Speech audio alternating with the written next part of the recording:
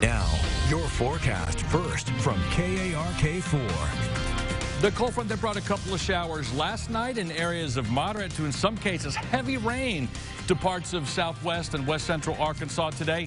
Well, that's now ushering in cooler and drier air, and that process will continue overnight tonight. In fact, it's going to be feeling pretty fall-like. Most places dropping down to within a few degrees either side of 60. Your forecast first for Little Rock, we're looking for a mostly sunny day for your Saturday.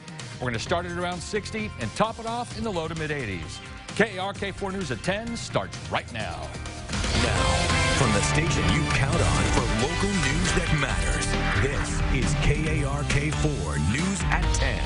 We begin at 10 with some developing news coming out of Hot Springs. The Arkansas Department of Health has again received environmental test results showing the presence of Legionella bacteria at the Quapaw Baths and Spa in Hot Springs. Thanks for joining us, 10. I'm Bob Clausen. And I'm Ashley Ketz. KARK4's Haley Brooks has been following the developments. And Haley, where was this bacteria found? The water that tested positive was the tempered thermal water, which is water that has been cooled down that you would use, for instance, in the shower.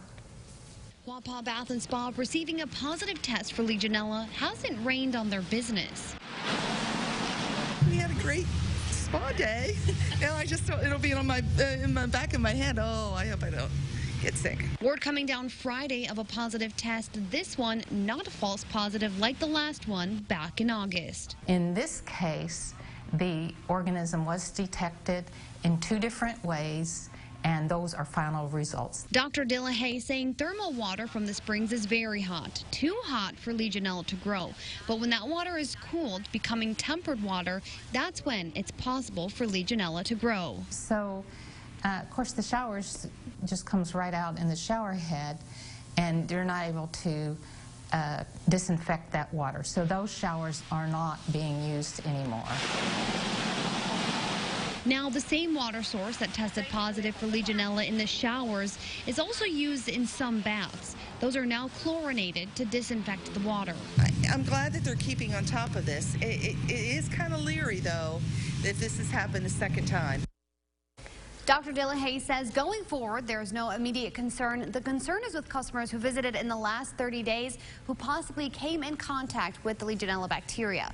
Quapaw Bath and Spa released a statement reading in part, "To be clear, over the past 12 years, Quapaw has received a 100% clean bill of health, and thousands of tests have confirmed the lack of health threats."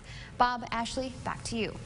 Haley, thanks very much. This is a story we broke on the KARK4 News smartphone app. To be the first to get breaking news alerts, download the app in the App Store or Google Play. Tonight, neighbors are reacting to a shooting in the typically quiet town of Searcy. A teenager is charged with 2 counts of attempted murder after firing shots into a car Thursday. It happened just before 4 p.m. at an apartment complex on Wood Lane Road. Sounded like there was a shooting, but I had no idea. It was right across the street, like right in front of my apartment. It's crazy, obviously. A lot of people choose Searcy to raise their kids because it's a quaint, small town. When I got home, it was tape and police out here, so it was clearly something happened, but I didn't know what. But I was told that somebody got the shooting, and stuff happens. I hate to say it, but it's life. Even if it is a quiet neighborhood. A man who was in the car was injured from flying debris but was not hit by any bullets. Due to the fact the alleged shooter is a minor, police are not releasing a motive or any further information. To North Little Rock, where police need your help trying to locate and identify 2 suspects who were caught on camera stealing a purse from someone's car last month. You're looking at video as one of the suspects smashed out the window of the victim's car and then stole a purse that was left inside. If you've seen these men or you know who they are, call North Little Rock Police. Police have released photos of a man wanted in connection to a woman's death in Pine Bluff. Angel Dawn Sebring was found off East 2nd Avenue. This was about 7:45 yesterday morning. A sheriff's deputy made the discovery after seeing an unattended car. Police have named 43-year-old Daniel Jones as the suspect in the case. And here's some photos just released today, which they say show Jones at a convenience store in the area shortly after the murder. If you have any information about Daniel Jones and where he may be, call Pine Bluff Police. The family of Botham Jean, who was shot and killed by a Dallas police officer last year in his home, is demanding change within the Dallas Police Department. The Jean family held a news conference today with local church members and activists. They called on the Justice Department to investigate the Dallas Police Department and demand greater involvement in ending police brutality nationwide. On Wednesday, former Dallas police officer Amber Geiger was convicted of murdering Botham Jean. My family's leaving. We're going back to St. Lucia. But you have to do all that is necessary to make Dallas a safer place. I think if we start with Dallas, the other states in America will follow suit and make America better.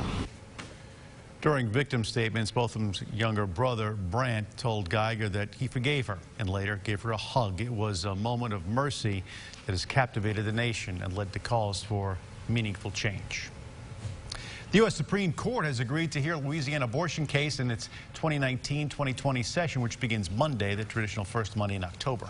And observers say this may be the year that the now conservative majority court revisits abortion rights in the landmark Roe v. Wade decision that ruled women have a constitutional right to seek an abortion. Jesse Tenor reports.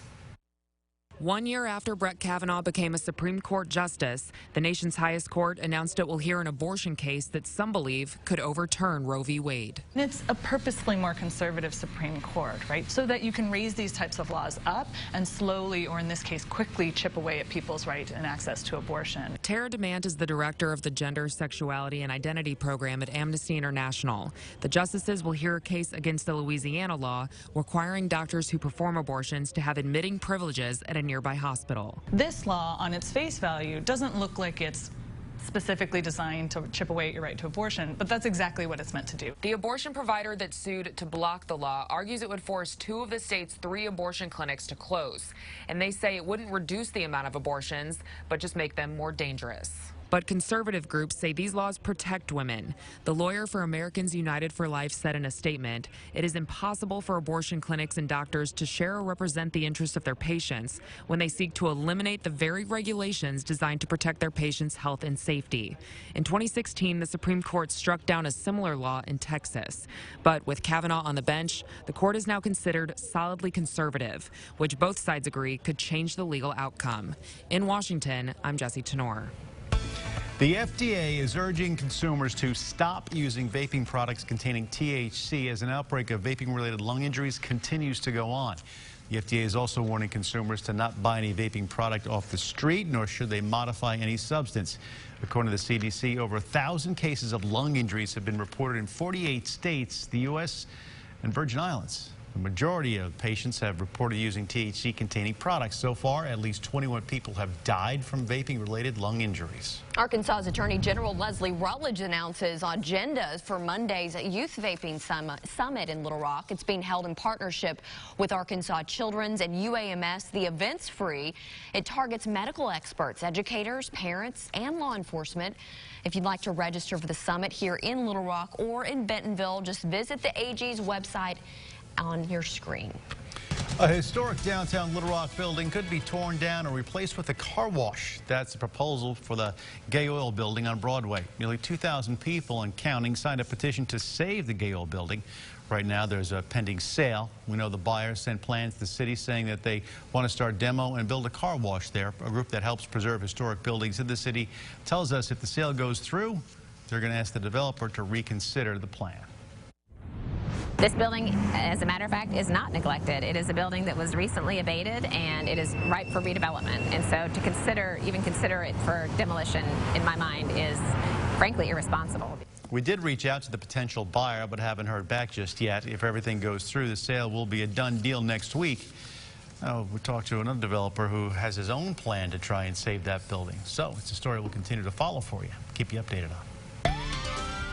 Some drivers in Bryant will see a traffic flow change next week. On Tuesday, a stop sign on Bryant Parkway, the only one, will be moved to Raymer Road.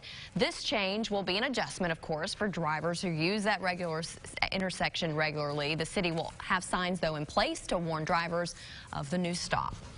As October rolls in, so does the Arkansas State Fair. Hard to believe, but there have been 8 decades of food, family fun, and wild rides with doors opening in a week's time. Big changes are already in place for the largest fair in the state.